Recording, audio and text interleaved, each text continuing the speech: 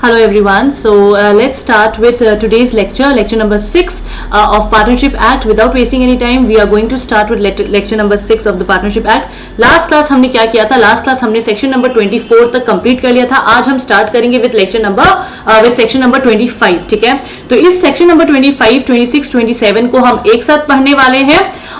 So let's start कि देखते हैं कि कैसे पढ़ना है. So इसको पढ़ने से पहले मैं आपको एक टेबल बनवाऊंगी. प्लीज मेरे साथ साथ वो टेबल बनाइएगा. Okay, I hope that is okay with you all. तो प्लीज यहाँ पे थोड़ा सा हम टेबल बनाते हैं. ओके, तो लेट्स सी. यहाँ पे प्लीज मेरे साथ साथ बनाइए सेक्शन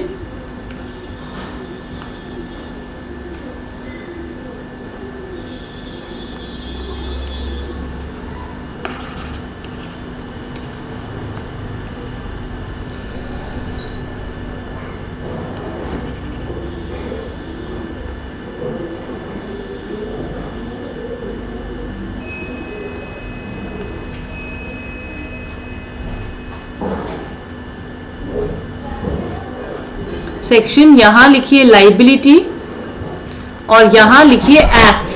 ठीक है, नाउ प्लीज सी अब section number 25. Now first thing you need to see section number 25, 26 and 27. ये तीनों सेक्शंस हम साथ में पढ़ने वाले हैं. तो ये जो आपका 25, 26, 27 है, बेसिकली हम यहाँ पे क्या बात करने वाले हैं? हम यहाँ पे बात करने वाले हैं कि अगर सपोज आपके पार्टनर से कोई गलती हो गई तो उसका रिस्पॉन्सिबिलिटी किसका होगा, और अगर सपोज आपके फर्म से कोई गलती हो गई तो उसका रिस्पॉन्सिबिलिटी किसका होगा. हम इसी के बारे में बात करेंगे. ठीक है, इससे ज्यादा कुछ है नहीं इस सेक्शन में. Very easy this section is. तो यहां पे मैं आपको कुछ लिखवाने वाली हूं, वो मेरे साथ साथ लिखिएगा. नाउ अगर सपोज हमारा किसी फर्म ने हमारी गलती फर्म की वजह से हुई है. अब आप बोलोगे मैम फर्म गलती तो करेगी नहीं, फर्म में जो पार्टनर है वो ही गलती करेगा. इसका मतलब है कि अगर गलती फर्म के नाम से हुई है, फर्म के नाम से हुई है, तो लाइबिलिटी सबकी आएगी. लाइबिलिटी आपके पार्टनर्स की भी आएगी. मेरी बात समझ में आ गई? क्योंकि पार्टनर्स और फर्म अलग अलग नहीं होते हैं. क्लियर? First point. तो सेक्शन नंबर 25 आपका इसी से डील करता है. हम डिटेल में जाएंगे. यहाँ पे आप खाली एक अंडरस्टैंडिंग ले लीजिए. नाउ सेक्शन नंबर 26 क्या बताता है? वो बताता है कि अगर आपकी गलती या कोई भी चीज, कोई भी एक्ट आपका पार्टनर करता है. कौन करता है? पार्टनर करता है. तो क्या फर्म रिस्पॉन्सिबिलिटी लेगी? Yes, of course. पार्टनर और फर्म अलग है नहीं. तो अगर पार्टनर अपने ordinary course of the business में रह के और फर्म के नाम से और अपने अथॉरिटी के विद इन रह के अगर वो कुछ भी करता है तो फिर फर्म भी रिस्पॉन्सिबिलिटी लेगी. मतलब कि अगर कोई लॉस है जो किसी थर्ड पार्टी को हो चुका है तो फर्म अपना प्रॉपर्टी बेच के वो लॉस को गुड करेगा. समझ में आया आपको बात? नहीं, हम और डिटेल में करेंगे. तो अगर सपोज पार्टनर की वजह से किसी थर्ड पार्टी को नुकसान होता है और वो नुकसान अथॉरिटी में रह के की गई है तो फर्म अपना प्रॉपर्टी को बेच के वो नुकसान को पूरा करेगा. सेक्शन नंबर 27 क्या बोलता है कि अगर सपोज ये भी आपका पार्टनर से अगर गलती हुई है, गलती अलग अलग टाइप की हम पढ़ेंगे. ठीक है ना? तो फर्म आपका रिस्पॉन्सिबिलिटी लेगा. ये जो दो चीज है इसका क्या है? इसमें गलतियां अलग अलग है. किस टाइप की गलती, तो वो हम डिटेल में पढ़ेंगे. तो ये टेबल को बना लो आपके रेफरेंस के लिए. ठीक है, let's move ahead with the first topic which is section number 25. Now liability of a partner for acts of the firm. Every partner is liable jointly and severely. मतलब कि साथ में और अलग अलग भी. आपको पता है कि ये कंपनी से डिफरेंट है. पार्टनर अगर सपोज कोई भी लॉस होता है तो पार्टनर का अनलिमिटेड लायबिलिटी हो जाता है अपने थर्ड पार्टी की तरफ, है ना? ये आपको पता है. तो every partner is liable jointly मतलब साथ में मिलके, एंड सीवियरली मतलब कि इंडिविजुअली. इसका मतलब क्या हो गया? इंडिविजुअली. ठीक है ना? तो दोनों तरीके से ये रिस्पॉन्सिबल है for all the acts of the firm. सारे एक्ट्स के लिए, जितने भी एक्ट्स है सबके लिए, while he is a partner, जब तक कि वो फर्म का पार्टनर है. अब suppose for example there is a company. Okay, the company's name is ABC. ठीक है ना? इस कंपनी में थ्री पार्टनर्स है. क्या है? 3 पार्टनर्स है. ठीक है ना? अब इस कंपनी ने क्या किया? ये जो कंपनी B है इसने पार्टनर B है, पार्टनर बी ने डी के साथ कुछ डील करी, क्या करी, डील करी, और जिससे कि डी को बहुत अनफेयर तरीके से लॉस हो गया, डी को बहुत अनफेयर तरीके से लॉस हो गया। तो क्या अब ये पूरा फर्म क्या लायबल है? क्या ये पूरा फर्म अब लायबल है क्या इस पार्टनर के लिए? यस। तो आपका फर्म यहां पे लायबल है। अब इसका मतलब क्या होता है? लायबल का मतलब क्या होता है कि मैम फर्म कैसे लायबल होगा? मतलब कि फर्म जो लॉस हुई है ना उसको गुड करेगी बाय सेलिंग हिज प्रॉपर्टी और बाय यूजिंग इट्स प्रॉपर्टी। मतलब फर्म की जो प्रॉपर्टी है उसका इस्तेमाल करके फर्म इस लॉस को क्या करेगी? गुड करेगी, मतलब कि उसको ठीक करेगी। मेरी बात समझ में आ गई? ठीक है ना? तो लायबल का मतलब होता है कि फर्म को उसको ठीक करना पड़ेगा। लेकिन क्या मैम बी अगर कोई फ्रॉड करे तो? नहीं, तब नहीं होगा। अगर बी मैंने आपको पहले ही बताया था, दो चीज बताई थी मैंने, क्या बताई थी? अगर बी ऑर्डिनरी कोर्स में कुछ करता है, या फिर वो फर्म के नेम से कुछ करता है, विद इन द अथॉरिटी करता है, ये तीन चीजों का ध्यान रखना है आपको। अगर वो ये तीनों चीज के विद इन रह के करता है तब फर्म रिस्पॉन्सिबल होगी, नहीं तो आपका फर्म रिस्पॉन्सिबल नहीं होगा। क्लियर? 25 समझ में आया आप लोगों को? बहुत इजी है 25। Let's move ahead with section number 26 जो कहता है liability of the firm for the wrongful acts of the partners. मतलब क्या हुआ? अब पार्टनर्स ने गलती करी है, यहां पे हमने क्या बात करी? Every partner is liable jointly और सीवियरली। यहां पे बी ने क्या किया? फर्म के नेम पे गड़बड़ी करी, फर्म के नेम से गड़बड़ी करी। तो फर्म के नेम से गड़बड़ी करी है तो यहां पे, ये तो मैंने पार्टनर्स का समझा दिया है, यहां पे अगर फर्म का नाम से गलती करते हैं तो क्या पार्टनर्स रिस्पॉन्सिबल होंगे? क्या? ऑफ कोर्स ये सारे पार्टनर्स आपके रिस्पॉन्सिबल होंगे, सारे पार्टनर्स मिलके लॉस पूरा करेंगे। समझ में आया? Liability of a partner for acts of the firm, इसने फर्म के नेम से गलती करी है, मतलब कि फर्म के बिहाफ में ये डीलिंग हुई है, और अगर तब कोई लॉस हो जाता है तो वो लॉस को कौन बेयर करेगा? ये तीनों पार्टनर्स। सिंस ये म्यूचुअल एजेंट है, ये तीनों पार्टनर्स मिलके उसको क्या करेंगे? उस लॉस को गुड करेंगे। क्या करेंगे? उस लॉस को गुड करेंगे। मेरी बात समझ में आ गई? तो यहां पे लिखो yes partners are liable and because firm तो रिस्पॉन्सिबल है ही, firm is equal to the partners in case of a partnership firm, तो वो सारे लॉसेस को क्या करेगी? गुड करेगी अपनी प्रॉपर्टी बेच के। और अगर अपनी प्रॉपर्टी से बात नहीं बनता है, फर्म अपनी प्रॉपर्टी से ये काम नहीं कर पाता है, तो पार्टनर के पर्सनल एसेट्स भी रिस्पॉन्सिबल होंगे। अगर फर्म अपने एसेट्स बेच के ये सॉल्व नहीं कर पाता, लॉस को गुड नहीं कर पाता है, तो पार्टनर्स क्या करेगा? अपना पर्सनल प्रॉपर्टी को भी बेच के इस लॉस को क्या करेगा? गुड करेगा। क्या मेरी बात समझ में आ गई? लेकिन ये तीनों चीज का ध्यान आपको रखना है। Now let's move ahead with section number 26। अब 26 क्या कहता है? यहां पे हमने पढ़ा, इन दिस सेक्शन 25 हमने पढ़ा कि फर्म ने करी, फर्म के नाम से आपका गलती हुआ, तो क्या पार्टनर लायबल है? हाँ, ये तो आपको पता ही, तो लॉजिक वाली बात है क्योंकि फर्म और पार्टनर अलग अलग नहीं है। लेकिन क्या 26 में कहता है पार्टनर ने गलती करी है? पार्टनर ने, किसने गलती करी? पार्टनर ने। तो क्या अब फर्म आपका रिस्पॉन्सिबल होगा क्या? तो आंसर है यस। अगर पार्टनर ने गलती करी है तो फर्म भी आपका रिस्पॉन्सिबल होगा। तो यहां भी देखो, the firm is liable to the same extent as the partner for loss incurred to the third party, मैं बताऊंगी, don't worry. For the wrongful acts, कौन सा wrongful acts ये भी बताऊंगी, done by the partner while they are partners, मतलब कि कोई एक पार्टनर ने कुछ गलती कर दी जिसकी वजह से थर्ड पार्टी को नुकसान हो चुका है, तो क्या फर्म उसको पूरा करेगा? जो मैंने अभी सेक्शन नंबर 25 में पहला एग्जांपल में बताया था, यस, तो फर्म उसको पूरा करेगा। तो यहां पे प्लीज देखो, अब सपोज फॉर एग्जांपल आपका एक फर्म है एबीसी, ठीक है ना? इस एबीसी ने क्या किया, सुनना मेरी बात, ये एबीसी का पार्टनर है कौन? सी डील कर रहा है डी के साथ, और डी को इसने क्या किया? गलत इंफॉर्मेशन दे दिया, रॉन्ग इन्फो दे दिया, इसने क्या दिया, रॉन्ग इन्फो दे दिया, ठीक है, जिसके वजह से डी को लॉस हो गया, डी को लॉस हो गया। Now the question arises, will the firm be responsible for it? Yes, the firm will be responsible for it. क्या आपका फर्म रिस्पॉन्सिबल होगा?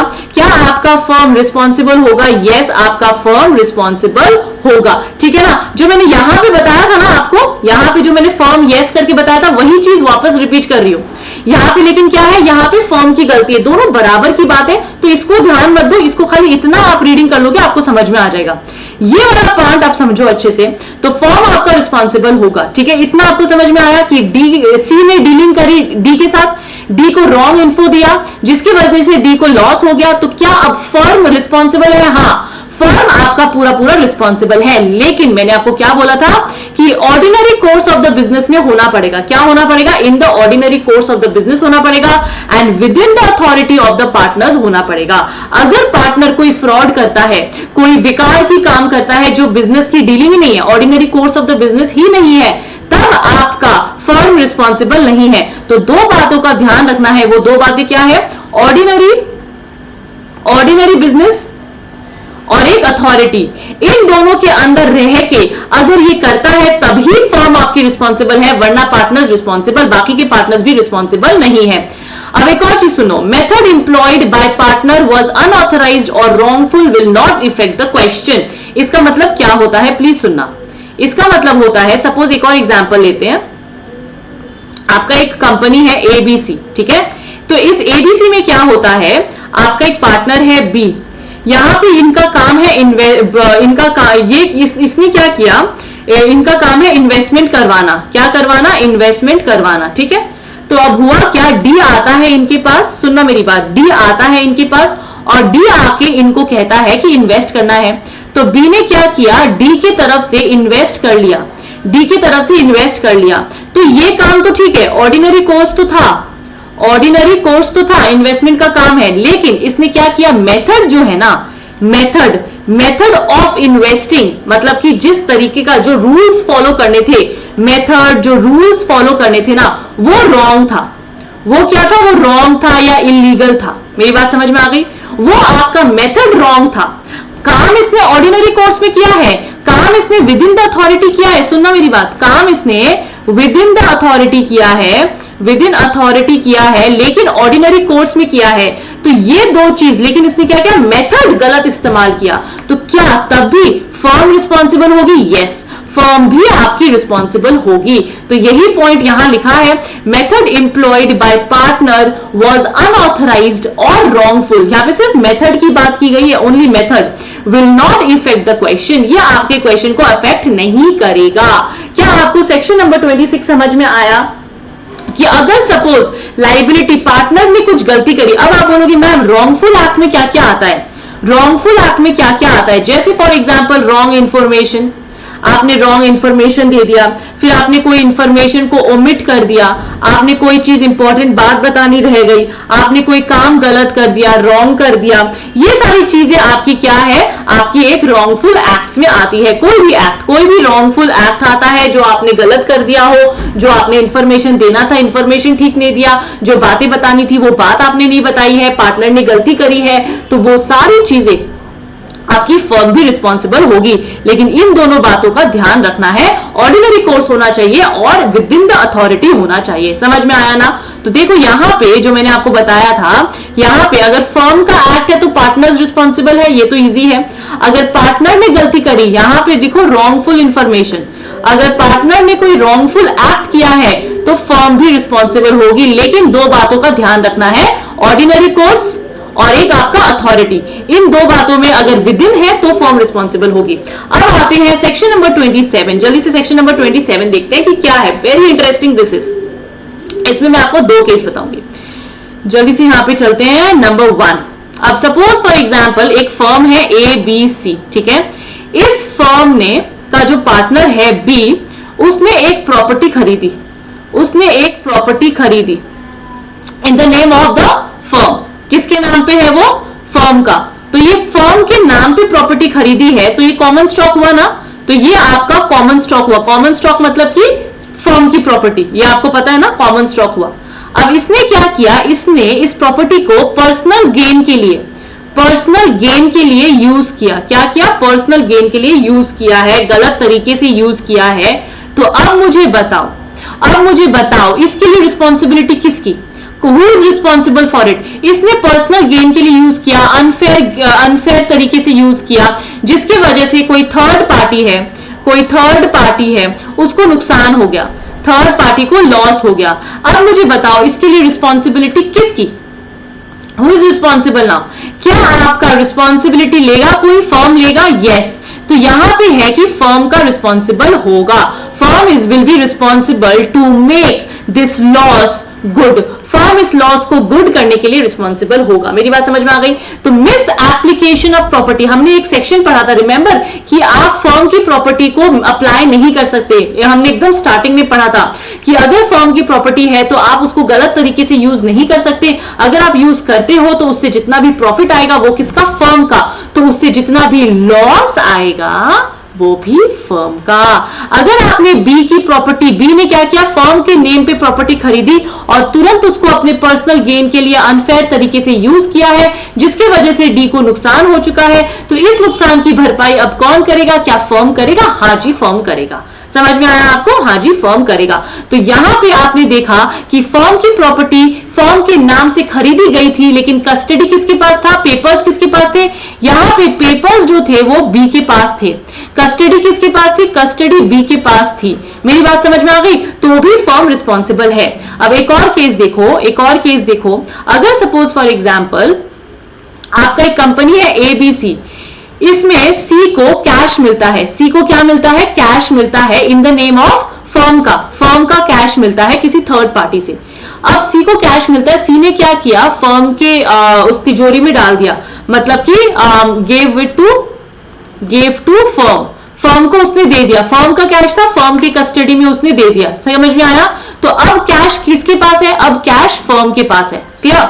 अब उसके बाद क्या होता है, नेक्स्ट डे आता है सी और नेक्स्ट डे आके डी को ये कैश दे देता है, जिसकी वजह से लॉस हो जाता है, कोई भी लॉस हो जाता है।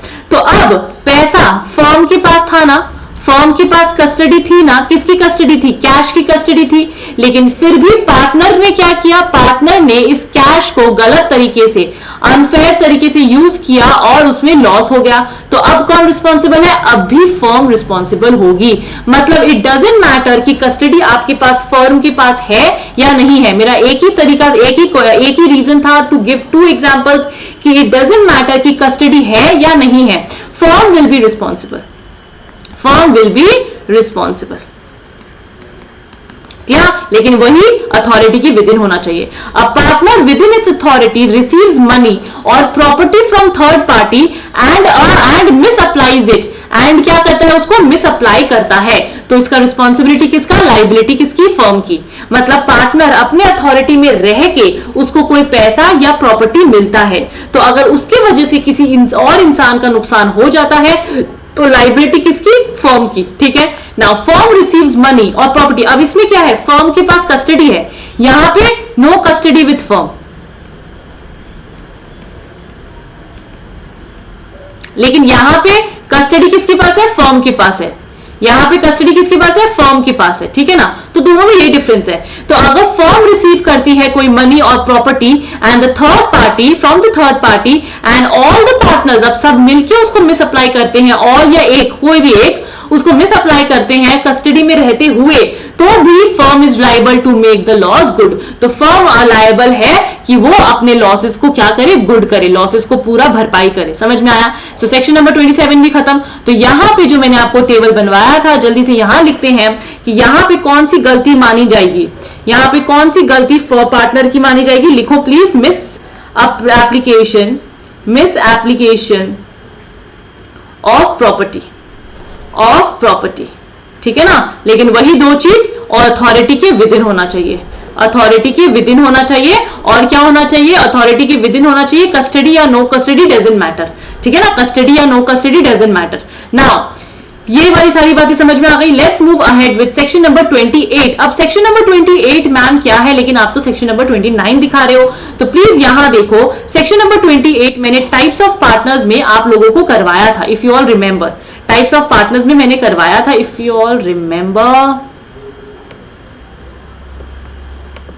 ठीक है। ये देखो होल्डिंग ऑन, ये टाइप्स ऑफ पार्टनर में ही मैंने करवाया था।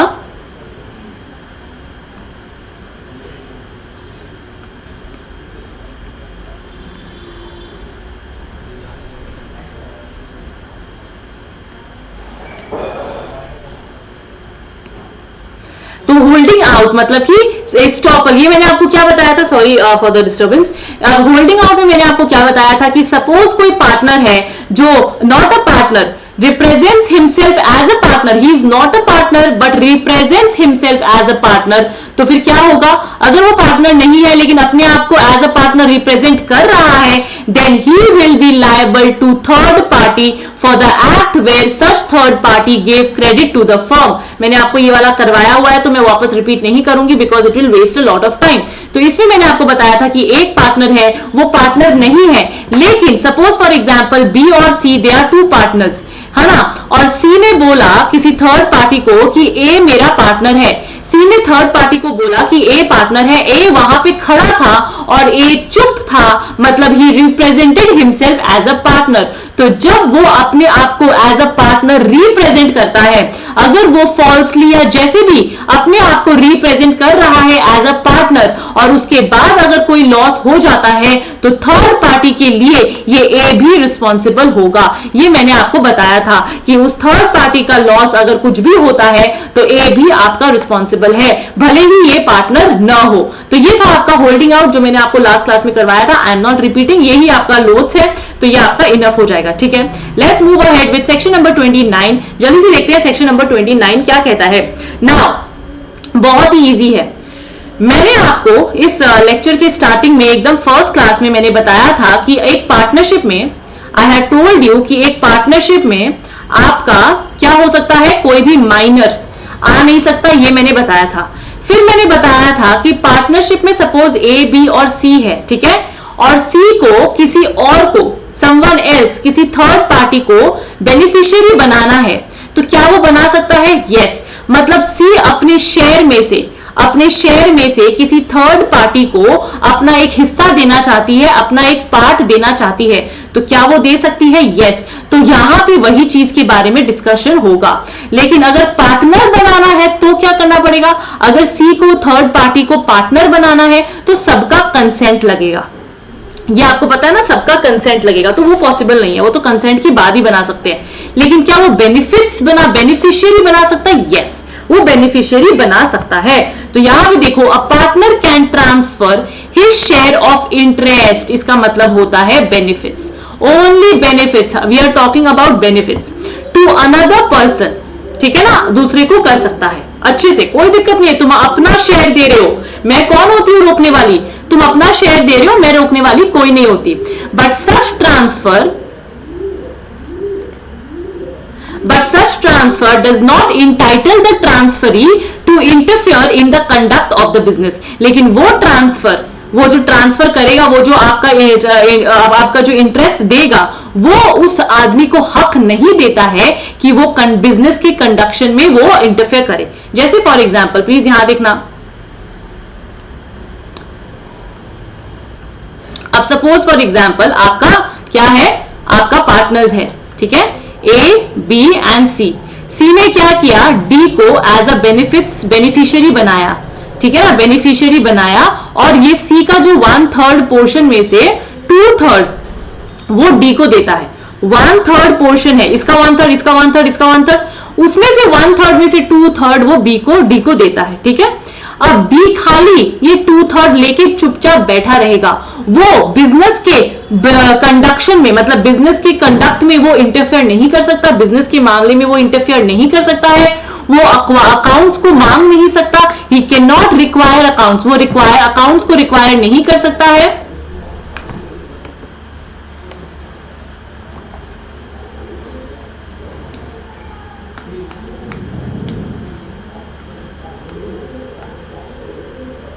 He cannot require accounts and he cannot ask for books to inspect. He cannot ask वो फर्म से बुक्स नहीं मांग सकता, accounts of books of accounts की मेरे को दो, मैं देखूंगा कि आपका अकाउंट्स कैसा है। ये तीन चीज वो नहीं कर सकता। वो सिर्फ चुपचाप अपना शेयर लेके बैठा रहेगा, बाकी चीज में उसको कोई मतलब नहीं है।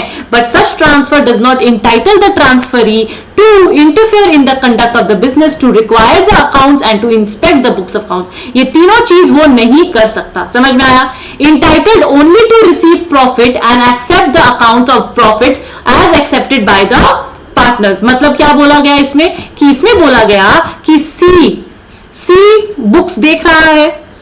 सी तो बुक्स देख ही सकता है ना, सी तो बुक्स देख ही सकता है, तो सी ने एक्सेप्ट कर लिया ना, सी ने प्रॉफिट को एक्सेप्ट कर लिया ना, तो अब डी को भी वही प्रॉफिट को एक्सेप्ट करना पड़ेगा और अपना हिस्सा लेके जाना पड़ेगा। बस मतलब कि जो पार्टनर है उसने जो प्रॉफिट को एक्सेप्ट किया है, उसने जो बुक्स ऑफ अकाउंट्स को एक्सेप्ट किया है, उसी बुक्स ऑफ अकाउंट्स को उसको भी एक्सेप्ट करना पड़ेगा। वो कोई नाटक नहीं कर सकता, नहीं इतना प्रॉफिट नहीं होना था, इतना प्रॉफिट होना था, ऐसा कुछ वो नहीं कर सकता। Entitled only to receive the profit, सिर्फ प्रॉफिट रिसीव करने का उसको हक मिला है, बाकी कोई हक नहीं मिला। And receive the accounts of profit as accepted by the partners, जो पार्टनर्स ने एक्सेप्ट कर लिया वही उसको एक्सेप्ट करना पड़ेगा और कुछ वो नहीं कर सकता। समझ में आया आपको? चलो अब सपोज फॉर एग्जांपल, अब एक और चीज समझो प्लीज। सपोज फॉर एग्जांपल आपका ए बी और सी है, ठीक है। अब सी ने डी को बेनिफिशियरी बनाया, सी ने डी को बेनिफिशियरी बनाया, ठीक है ना। अब हुआ क्या? सी क्या हो जाता है? सी का डेथ हो जाता है, ठीक है। यह फर्म डिसॉल्व हो रहा है, फर्म डिसॉल्व हो रहा है, मतलब कि सी का चैप्टर खत्म हो चुका है। अगर डिसॉल्व होगा तो भी सी का पार्टनर की तरफ से चैप्टर खत्म हो रहा है, अगर सी का डेथ हो जाएगा तो भी सी का चैप्टर खत्म हो रहा है। मेरी बात समझ में आ गई? इसको इस तरीके से लोगे तो समझ में आएगा। मतलब बेसिकली सी का जो चैप्टर है ना वो आपका ओवर हो रहा है ना। तो जब सी का जो पार्टनर बेनिफिशियरी को ऐड किया है, जब उसका चैप्टर ओवर होने वाला होता है तब तभी, सिर्फ तभी जो डी को कुछ राइट्स दिए गए हैं, तब डी को कुछ राइट्स दिए गए हैं कि जब आपके पार्टनर जिसके थ्रू आपको बेनिफिट्स मिल रहे थे, अगर वो मर रहा है, अगर फर्म डिसॉल्व हो रही है, तब सिर्फ तभी आप क्या कर सकते हो, आप अपना he can receive the share of assets from the firm to which the transferring partner was entitled। तब आपके पास कुछ राइट्स है, आप फर्म से अपना हिस्सा मांग सकते हो, अपना शेयर ऑफ एसेट्स मांग सकते हो, पहला राइट। दूसरा आप क्या कर सकते हो, आप for the purpose of ascertaining the share he is entitled to the account. अगर आपको देखना है, क्योंकि अब तो पार्टनर मर गया, पार्टनर तो अब देख नहीं सकता ना, पार्टनर तो मर गया, पार्टनर अब बुक्स ऑफ अकाउंट्स देख नहीं सकता है, तो अपना हिस्सा देखने के लिए, लेकिन जब सी का चैप्टर ओवर हो जाएगा तभी वो बुक्स ऑफ अकाउंट्स देख सकता है टू अ सर्टन, सिर्फ ये वाला पॉइंट इंपॉर्टेंट है, to a certain his share of profit. बाकी कुछ नहीं, बाकी उसको नाटक नहीं करना है, सिर्फ अपना शेयर ऑफ प्रॉफिट कितना बनता है वो देखने के लिए उसको बुक्स ऑफ अकाउंट्स में देखने का इजाजत उसको मिला है। समझ में आया आपको? वापस से रिपीट कर रही हूं। पहली चीज, एक पार्टनर किसी और पार्टनर को पार्टनर नहीं बना सकता है विदाउट द कंसेंट, लेकिन वो बेनिफिट्स दे सकता है, सिर्फ बेनिफिट्स दे सकता है अपने हिस्से से निकाल के। अगर वो बेनिफिट्स देता है तो जिसको बेनिफिट्स दे रहा है ट्रांसफरी को, वो कोई भी बिजनेस में इन्वॉल्व नहीं हो सकता, कोई भी बुक्स ऑफ अकाउंट्स नहीं मांग सकता है, कोई भी बुक्स ऑफ अकाउंट्स का इंस्पेक्शन नहीं कर सकता। बात समझ में आ गई? ये नॉर्मल लॉजिक है। नेक्स्ट चीज, अगर लेकिन जिस पार्टनर के थ्रू उसको बेनिफिट्स मिल रहा है, तो उस पार्टनर का अगर डेथ हो जाता है, डिसोल्यूशन हो जाता है या रिटायरमेंट हो जाता है, तब वो क्या कर सकता है, तब वो अपना शेयर ले सकता है फर्म से, वो बुक्स को भी इंस्पेक्ट कर सकता है, अपना शेयर को असर्टन करने के लिए वो बुक्स ऑफ अकाउंट्स भी देख सकता है। बराबर समझ में आया? एकदम क्लियर समझ में आया होगा, आई होप। चलो let's move ahead with section number 30। Section number 30 में मूव करते हैं जल्दी से। सेक्शन नंबर 30 आपका डील करता है विद द माइनर्स। किससे डील करता है ये डील करता है विद द माइनर्स। माइनर्स के बारे में मैंने आपको बताया था कि माइनर आपका पार्टनर बन ही नहीं सकता। माइनर का मतलब हो गया बिलो 18 ईयर्स। माइनर का मतलब क्या हो गया? बिलो 18 ईयर्स, और माइनर आपका पार्टनर नहीं बन सकता है। तो यहां पे मेरे साथ साथ आप लिखोगे, इसके नोट्स में लिख के नहीं लाई हूं बिकॉज ये मेरे को लिखवाना पड़ेगा। तो minor can not be a partner, ये आपको पता है, इसका बहुत अच्छा नोट्स है, प्लीज लिखना मेरे साथ साथ। Minor can not be a partner, ये आप सभी को पता है। नेक्स्ट क्या है, अगर उसको पार्टनर बनाना है, तो अगर उसको पार्टनर नहीं बनाना है, लेकिन आप क्या कर सकते हो, उसको बेनिफिट्स में हिस्सा दे सकते हो। क्या दे सकते हो, उसको बेनिफिट्स दे सकते हो। बेनिफिट्स कैन बी शेयर्ड, ठीक है ना, बेनिफिट्स कैन बी शेयर्ड। लेकिन ये बेनिफिट्स क्या होगा, टेम्पररीली होगा। ये बेनिफिट्स भी टेम्पररीली होगा, लाइफ टाइम नहीं होता है। और तीसरा क्या है, ये जो बेनिफिट्स आप शेयर करोगे इन एग्जिस्टिंग फर्म ही होना चाहिए। क्या होना चाहिए, इन एग्जिस्टिंग फर्म। जैसे मैंने आपको फर्स्ट क्लास में बताया था कि एक पार्टनरशिप है जिसमें ए आपका एडल्ट है, एक ए आपका क्या है, एडल्ट है, और आपका बी क्या है, माइनर है, ठीक है ना। इन दोनों को न्यू पार्टनरशिप खोलना है, can they open new partner, new partnership खोलना है, क्या क्या फर्म खोलना है, क्या वो ओपन कर सकते हैं, नहीं कर सकते। लेकिन अगर सपोज ए एंड सी और अडल्ट्स, इनका पार्टनरशिप एग्जिस्ट करता है, अब इसके अंदर माइनर को बेनिफिट्स देना है तो क्या दे सकते हैं, हाँ, तब अगर इसके अंदर माइनर को बेनिफिट्स देना है तब आप बेनिफिट्स दे सकते हो। समझ में आया ना, एग्जिस्टिंग फर्म वाला समझ में आ गया। चलो बहुत बढ़िया, आगे मूव ऑन करते हैं, आगे और भी बहुत सारे नोट्स हैं। अब प्लीज देखो पॉइंट नंबर 2 इसी का था ना। पॉइंट नंबर 2 क्या है, एक माइनर पार्टनर क्यों नहीं बन सकता। मैंने आपको बताया था कि एक माइनर पार्टनर इसलिए नहीं बन सकता क्योंकि अगर कोई भी कॉन्ट्रैक्ट एक्ट में मैंने बताया था कि minor is not eligible for the contract only. क्या एक माइनर कॉन्ट्रैक्ट कर सकता है क्या, नहीं। तो एक माइनर अगर कॉन्ट्रैक्ट करता है तो वो कॉन्ट्रैक्ट क्या है, वॉइड है। बताया था ना, वॉइड एब इनिशियो है। समझ में आया, तो वो कॉन्ट्रैक्ट तो कर ही नहीं सकता। ये सारे पॉइंट्स, 2 पॉइंट समझ में आ गए। Let's move further with rights. अब माइनर के कोई राइट्स है क्या, नहीं है मैम। माइनर को आपने बेनिफिट्स दिया है तो क्या उसका कोई राइट्स है, हाँ है, उसका राइट्स है। तो देखो, लिखो number 1, right to the agreed profit. उसके साथ जो अग्रीड हुआ है, राइट टू अग्रीड प्रॉफिट, मतलब उसको बेनिफिट्स दिया जाएगा कि चल तेरे को 10% फर्म का बिजनेस में से मैं देता हूं, ठीक है ना। Right to the agreed profit, तो उसको वो प्रॉफिट मिलना चाहिए। क्लियर। नंबर 2 क्या है, access, inspect, copy accounts of firm. क्या वो ये सारी चीजें कर सकता है, हाँ कर सकता है। एक माइनर को जब आप एंटर देते हो बेनिफिशियरी बनाने में टेम्पोररीली, वो एक तरीके से आप पार्टनर बना रहे हो उसको अंदर डाल के। उसको आप क्या दे रहे हो, उसको आप राइट टू अग्रीड प्रॉफिट दे रहे हो। उसको आप इंस्पेक्ट, बुक्स ऑफ अकाउंट्स वो इंस्पेक्ट कर सकता है, एक्सेस कर सकता है और कॉपी भी कर सकता है। समझ में आया। नेक्स्ट क्या है आपका कि अगर सपोज उसको ये पेमेंट नहीं मिलता है, उसको अपना हिस्सा नहीं मिलता है, या उसको ये राइट यूज करने नहीं दिया जाता है, तो वो पार्टनर को सू भी कर सकता है। क्या कर सकता है, वो बाकी के पार्टनर्स को सू कर सकता है। तो प्लीज लिखो, सू द पार्टनर्स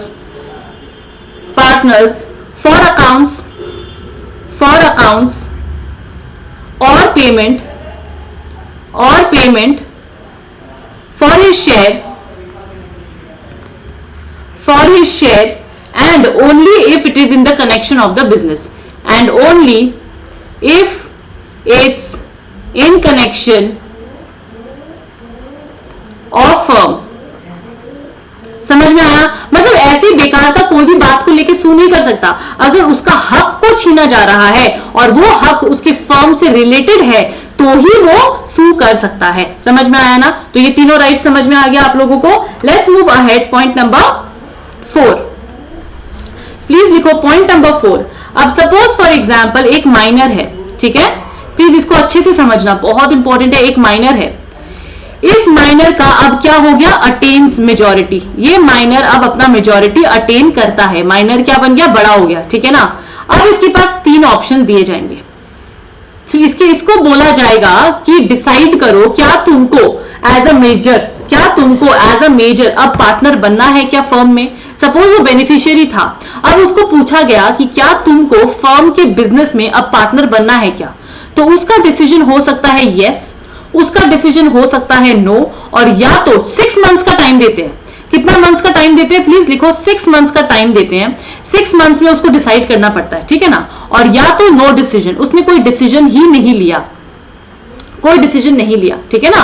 तो अब क्या होगा, अब ऑप्शन देखो प्लीज लिखना। अब अगर उसने यस लिया है तो उसका जो माइनर का शेयर था, माइनर का शेयर जो था उसी के साथ वो क्या बन जाएगा, उसी के साथ वो पार्टनर बन जाएगा, पार्टनर बन गया, बात खत्म। अगर उसने ना किया है, अगर उसने ना कर दिया कि नहीं मुझे नहीं बनना, तो not liable, not liable for any acts, for any acts until public notice is given, until public notice is given। मतलब क्या कि अगर तुमने डिसीजन लिया है कि नहीं मेरे को अब बेनिफिशियरी भी नहीं बनना, मेरे को अब पार्टनर भी नहीं बनना है, मैं बड़ा हो गया हूं, मेरे को पार्टनर नहीं बनना, तो तुम कोई भी एक्ट के लिए लायबल नहीं हो। लेकिन जब तक लायबल नहीं हो, जब तक तुमने पब्लिक नोटिस नहीं किया, क्योंकि अब तुम बड़े हो गए, अब तुम 18 साल के हो गए, अभी तक तुम्हारे को सिर्फ प्रॉफिट्स मिल रहा था, जैसे ही तुमने 18 साल क्रॉस किया अब तुम फर्म के एक्ट्स के लिए भी रिस्पॉन्सिबिलिटी लोगे, हो जाओगे रिस्पॉन्सिबल। तो इसीलिए तुमको एक पब्लिक नोटिस देना पड़ेगा, देखो भाई साहब मैं बड़ा हो चुका हूं लेकिन मैं पार्टनर नहीं हूं, तो मैं इस फर्म का रिस्पॉन्सिबिलिटी नहीं लेता हूं। Not liable for any acts until public notice is given. समझ में आया ना। और अगर उसने कोई भी डिसीजन नहीं लिया है कि उसको बनना है नहीं बनना है, तो क्या होगा, बाय डिफॉल्ट वो पार्टनर बन जाएगा, बाय डिफॉल्ट वो क्या बन जाएगा, पार्टनर बन जाएगा, will be made as a partner. समझ में आया, वो बाय डिफॉल्ट पार्टनर बन जाएगा। क्या एकदम बराबर समझ में आया, बहुत अच्छे। Now let's move ahead with the next one, liability. अब जाते हैं लाइबिलिटी के पॉइंट में, पॉइंट नंबर 5।